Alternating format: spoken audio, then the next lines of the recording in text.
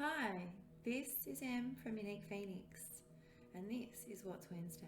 So grab your cuppa and let's have a chat about kindness, and particular self-kindness.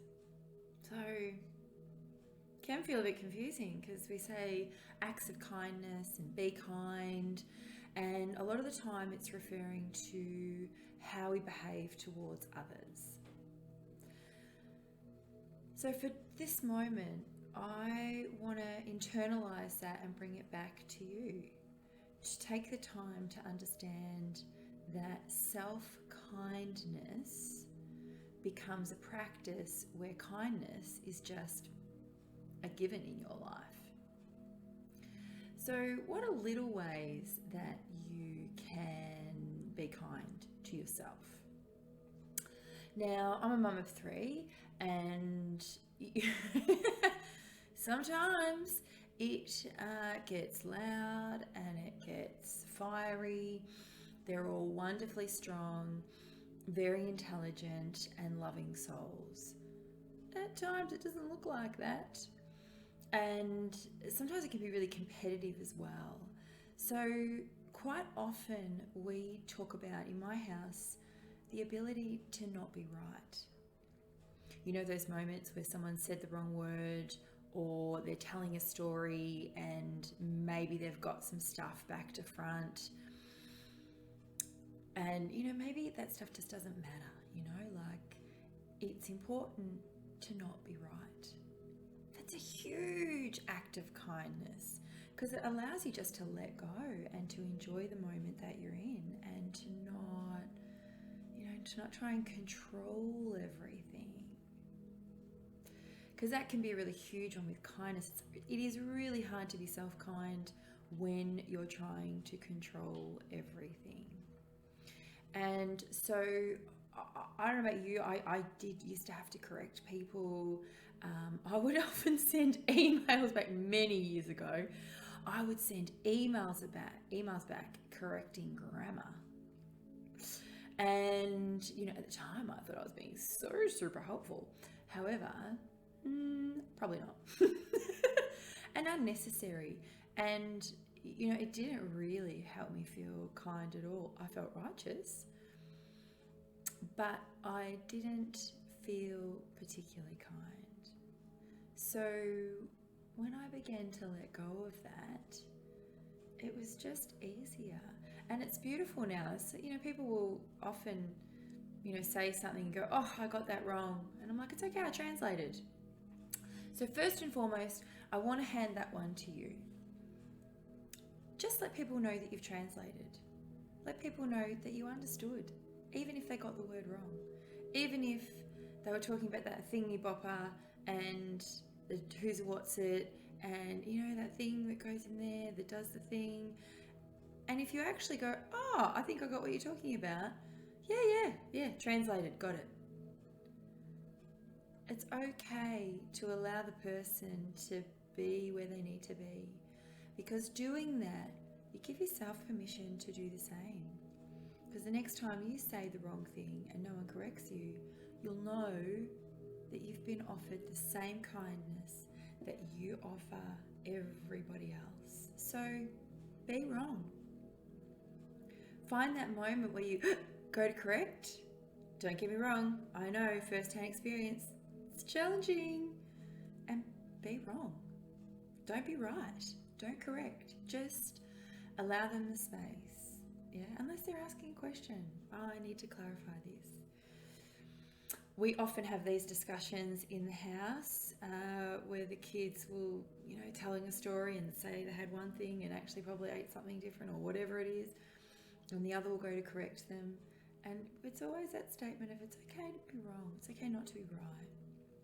It's okay to let them make a mistake. It's okay. It's not rocking our world. It's not changing anything. So that's a beautiful act of self-kindness, because I guarantee you're going to feel better. And the fact that you feel kind is transformational within. It's amazing. So the next part is forgiveness. It's a huge part of kindness. It really is. Forgiveness is amazing because it allows you even more to make mistakes. It allows you to walk inside 3 times and get in the car and realize that you still didn't grab the car keys. Got everything else. And those moments, learning that art of forgiveness, when I get back in the car and go, oh, all right, I've forgotten the keys again, but I did get this. So it's honouring what happened. Oh, well, I did get that paperwork I needed, or I did get that other thing, or I got my water bottle, or whatever it is. I obviously needed to go back in the house. On the 3rd time, I remember one time I went in the house and the heater clicked on, and I thought, I realised I needed to turn the heater off. Well, and as soon as I walked past something, they'd been sitting there all the time, the car keys. But clearly I needed to come in and turn the heater off. So had I have not forgiven myself for the other 2 times, I would have left my heater on all day and been out and unnecessarily. So, be kind, because when you are kind in that self-kindness and you're forgiving with yourself, then it opens up completely new information. It opens up possibilities, and it allows you to be imperfect, and we are wonderfully imperfect every single moment of our day. Not even the 2 sides of our face are perfect. 2 sides of our bodies are different in some way. So just forgive yourself, and that will begin to ripple out onto other people as well. And finally, let's talk about listening to your body. A huge act of kindness is when you are feeling tired, when you might just, need that little sleep in. Maybe it's just chilling and watching a movie. Maybe it's you've got a cold and you need to rest. It may be that you've got really bad hay fever and actually going out today is just going to make it exponentially worse. So you're going to give yourself a little quiet time inside. I haven't had to do that in a long time, but that was one of the things that I used to do when I got really bad hay fever. And I would often just say, I'm just shutting up shop today and just closing down and letting my body just have a break from feeling like that. So listening to your body is a huge act of kindness. It could be that you've been on this new and amazing eating, plan, idea, and it may just be that your body's asking for something different today. It's okay to listen to your body and just let that lead you. In fact, I highly recommend it. In fact, I say you've always got to listen to your body and let it lead you, because your gut instinct's in there, your heart will tell you, you'll have an emotion, it'll show all over your body, and you've got to honour that. So being kind is listening to your body. It's a huge act of self-kindness. I would love to hear an act of self-kindness that you've done recently, or you're about to do, or you want to do, or an idea that you've had based on this. Because what I do know for sure is that we are all amazing and wise, and we have our own beautiful internal wisdom.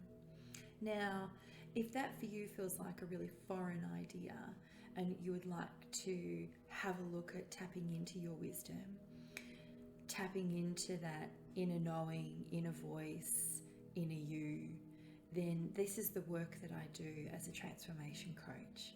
I help you clear away all the mental BS, clear away all the external opinions, and get to a soul-fulfilled life, so that it's from the inside, so that it's the path that is best for you that you take. That's the work that I do as a transformation coach. Now, at the moment, in the month of October, I am offering a free place in the Community Matrix, which is a group coaching session that happens every Tuesday at 9:30, and it runs for 90 minutes. It will be absolutely led by beautiful topics about creating your tribe, knowing who's in there, even as simple things like, you know, really just honing in on what's important to you and being able to take steps and actions towards that every single day. In October, we are going to be focusing on boundaries. And I know boundaries can be really tough. I want to get to the internal boundaries as well, not just the external ones. It's quite often what we focus on first, external boundaries. However, we are also going to focus on internal boundaries. It's internal boundaries around your language and around self-talk. They're really important boundaries for us to all be aware of, and have absolutely created an amazing freedom in my life and many of my clients' life. So, if you are interested, please send me a message via the business page Unique Phoenix and I can get you all the information. It is starting next Tuesday, 7th of October, and I'll be looking forward to having you there and with us. Thanks for spending your time today. I hope you've enjoyed your cuppa, and if you'd like some more information about coaching with me, then please, let's begin. Let's have a conversation. Let's have a soul conversation about what you want and what you need. Please remember to be yourself in any given moment, whoever that is at the time, and feel good for being that. Be kind, be loving to yourself first. You'll be amazed at the ripple effect that it will have. And I look forward to seeing you next time. Can't wait to share the community matrix with you or share it with a friend. Thanks so much. Enjoy your day. Bye for now.